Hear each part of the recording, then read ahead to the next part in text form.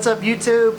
Today we're going to be talking about a very interesting topic to me. As you've seen in previous videos, I've been mentioning that I want to start up a small business here as an expat. I had a lot of warnings, a lot of suggestions on that. So we wanted to kind of talk about that subject today. What are some of the risks involved for an expat coming over here and starting a business? Because there are some restrictions and there are several ways that you can get screwed out of your money or out of your business, so to speak. So I'll talk a little bit about that. Abby actually has some insider scoop and insider story. It's something that's happened to her personally. I thought it would be very interesting for you guys to hear that, just so you can hear firsthand, not just from an expat, but from a Filipina. So we'll talk about that. But first, we went to a crocodile farm yesterday in Puerto Princesa, so we want to show you some of that stuff because crocodiles are awesome.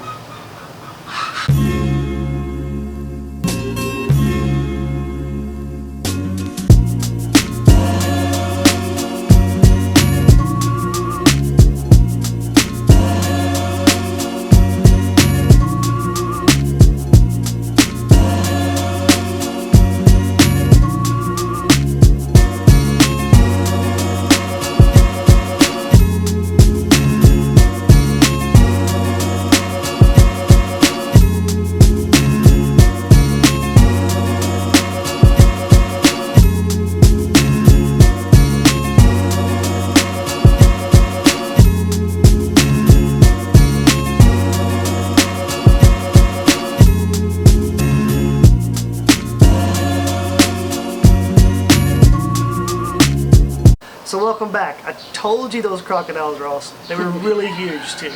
It's probably hard to describe on camera, but they were huge. One of those crocodiles, the lady said, was 16 feet long. Crazy.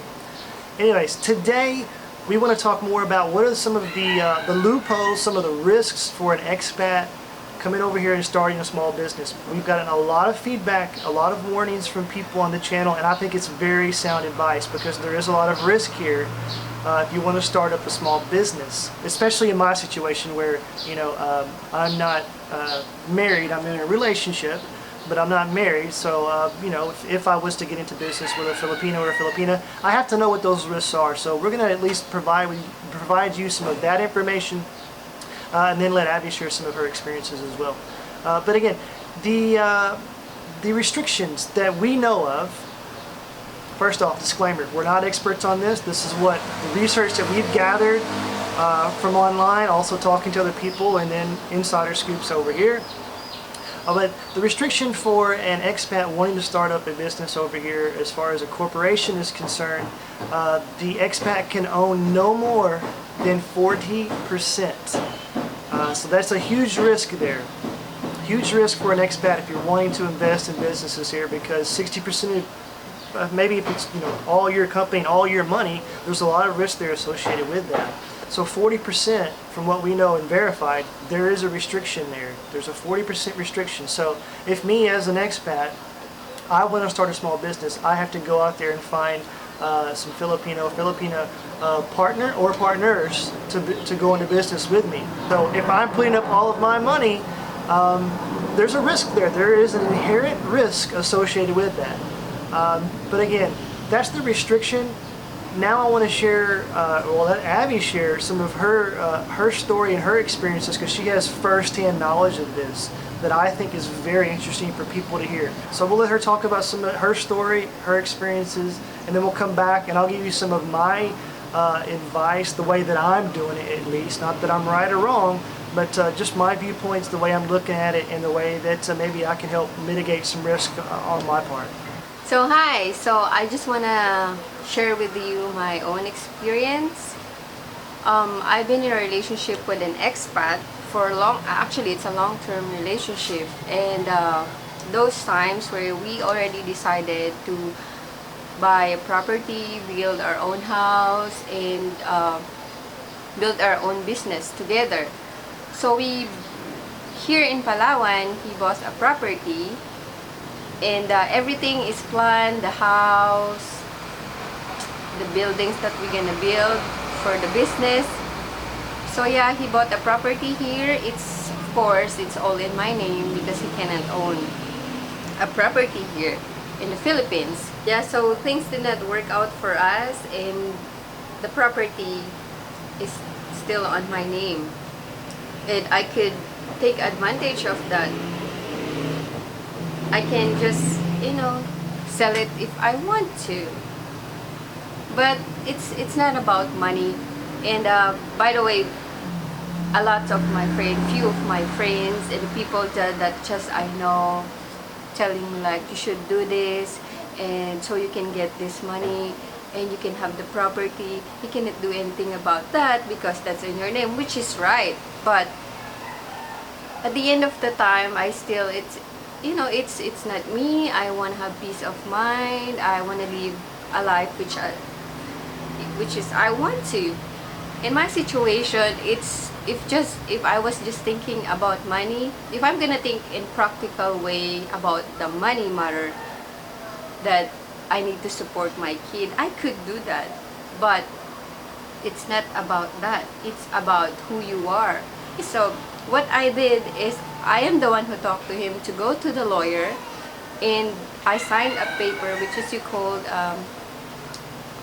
SPA, Special Power of Attorney, that I am giving him all the what do you call that? The rights that he doesn't need me anymore. I'm giving him the rights that he doesn't need my sign, or he doesn't need to consult me when he wants to sell the property. It's like I give him back his property, just like that. So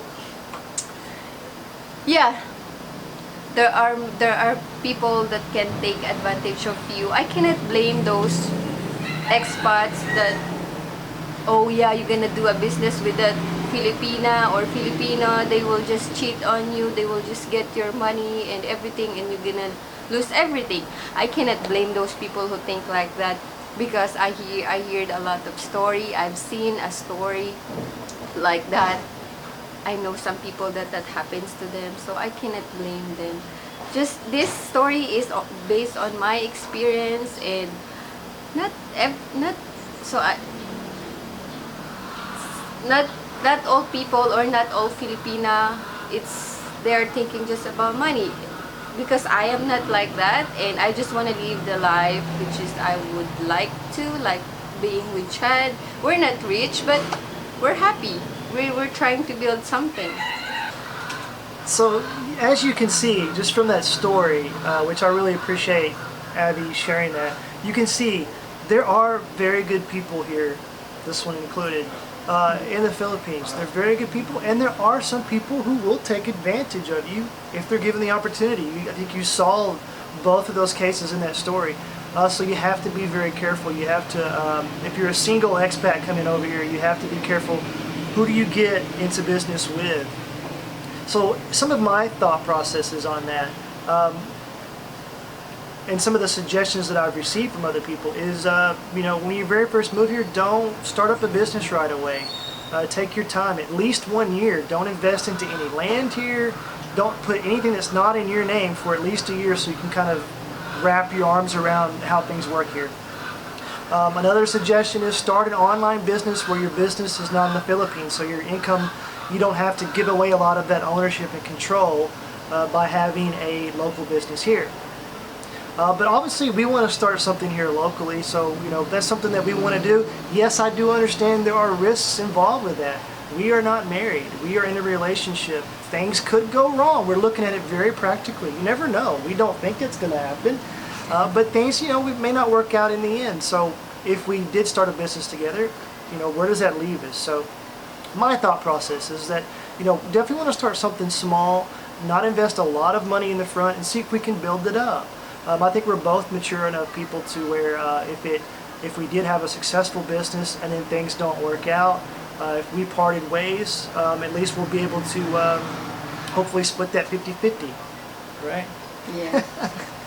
So I think we're being very practical about it. However, we do know that there are risks. As you heard in her story, she could have really taken that guy to the cleaners. So again, some of my advice is, if you do have a business here, go small at first. Really try to find somebody that you trust. I know that's hard to do, but try to find somebody that you trust. If you're married to a Filipino or a Filipina, well then that's probably the easiest way to do it. But if you're a single expat, want to start a business, just try to keep those things in mind. If there is an inherent risk that you don't own all of your company or a big majority of your company. Yeah, I think something else too is it may be from a different perspective, is that I can't blame some people here. Maybe they're from the province area, maybe they've never had a lot of money, and an opportunity like that presents itself to them.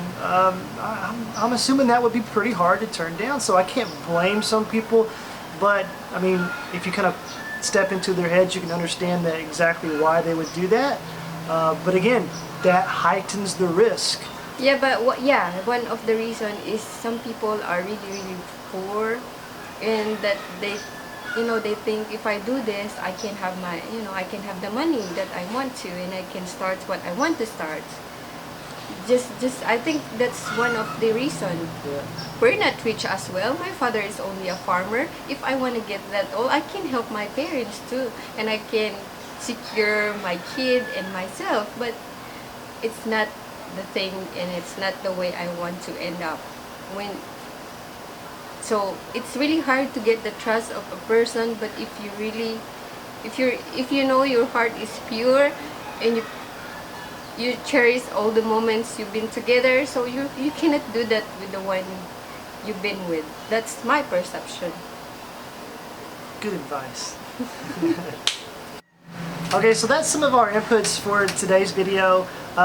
Again, we want to remind people, if this is your first time watching, please subscribe to the channel. We have stuff like this for expats coming over here. We also show a lot of videos about life on this beautiful tropical island in Palawan. Some beaches, we go to some pretty places there. We try to show people what daily life is here, what it's like here. But we want to take you along with our experiences as well. So please subscribe to the channel. There should be a button up here or a button down there. And we look forward to having you along. See ya.